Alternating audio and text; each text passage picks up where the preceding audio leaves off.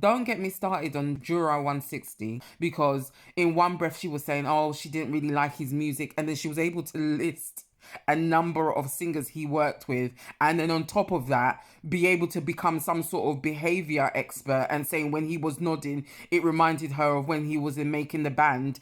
I mean, come on. I'm about to talk about P Diddy documentary, and I don't even know where to start. Maybe I'll just start in the beginning when it comes to him as a child and how he was raised. I mean, his mother, I don't know what she exposed him to as a child. I don't know the stories she told him about his dad. I don't know the family members that told him stories about his dad that it sounded and felt like he felt like he needed to emulate this, you know, his dead father being a gangster, being well respected, and he did it in the most depraved way, kind of, you know, embodying a very jealous, bitter person who thought that in order to claim dominance over people, he had to kind of take from them in the most evil way. I just got to say it as it is. It just felt quite evil in the things that this documentary exposed him to doing. That's first and foremost.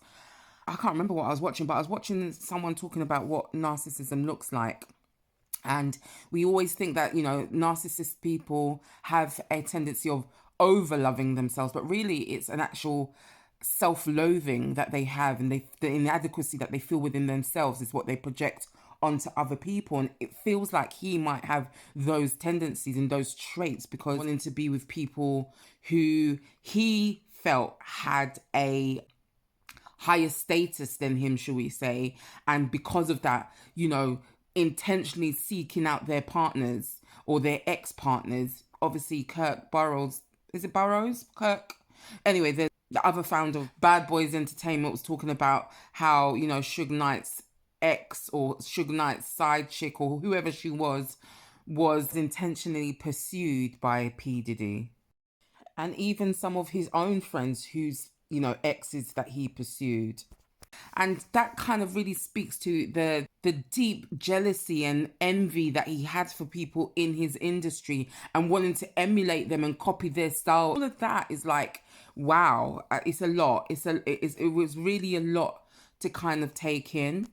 And it really feels that he really indulged in being feared, his masculinity, based on what he was trying to emulate from his father, was to be revered as someone that is untouchable. It sounded like he done a lot of ruthless things to actually get to the top. You know, and I was listening to another lady who was saying, you know, there's no billionaire that has made it to the top ethically. But what I do know is the way he went about it was to say that he was trying to support the black community, but really he was crushing them. He was creating a lot of different mindsets when it even comes to how to treat people, how to treat women, and how disposable it sounds and feels like he saw women and people, just generally people, and crushing them to get to the top. On top of that, Kirk, the founder of Big Boys with him, not Big Boys, Bad Boys, and he definitely was, you know, he created the name that he wanted to be seen as, for sure. Talking about, you know, there was a time where he called him into his office and a woman was giving him fellatio, and he just wanted him to see that, to show him that, yeah, I can do this. This is how powerful I am. And then Kirk also bravely disclosing that he was also one of his victims when it comes to his sexual deviant behaviors.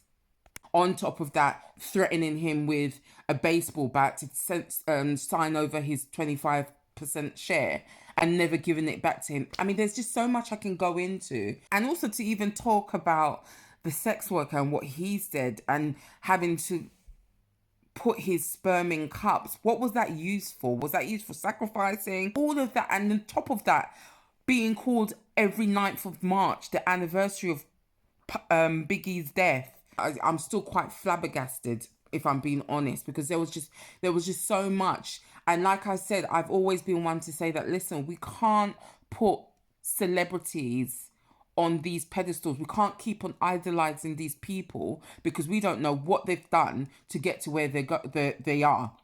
One thing I actually wanted to say is the fact that in the preview of the documentary being released, a preview was of him and his different names.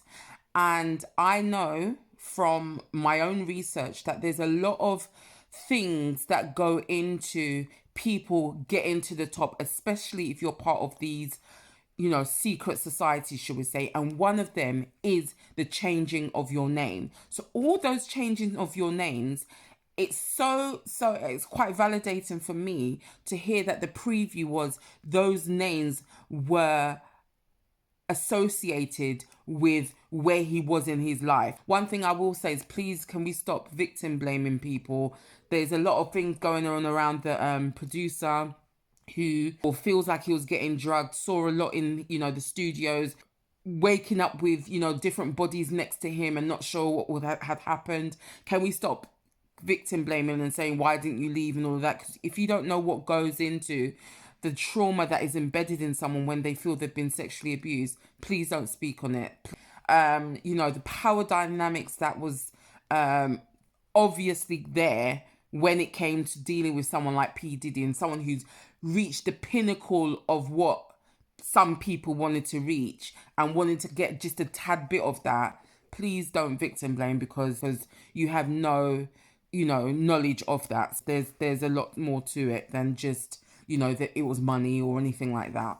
To be honest with you, for me, it's the cultural impact of this and, what P. Diddy stood for, the glorification of abusing people, abusing men, abusing women, and just the objectification that he really spoke about in a lot of things in his music and as he is as a person.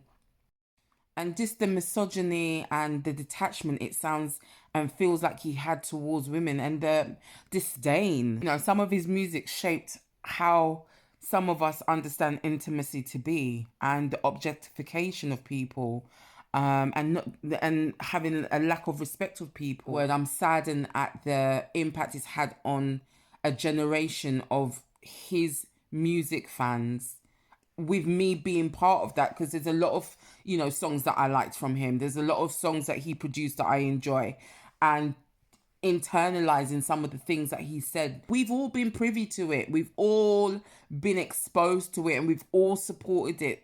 So he's got a lot to answer for from so many different angles. Don't get me started on Jura 160. Please don't get me started on her, because in one breath she was saying, oh, she didn't really like his music, and then she was able to list a number of singers he worked with, and then on top of that be able to become some sort of behavior expert and saying when he was nodding it reminded her of when he was in Making the Band.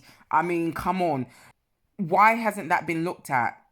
That is definitely a conflict of interest in even being a juror, isn't it?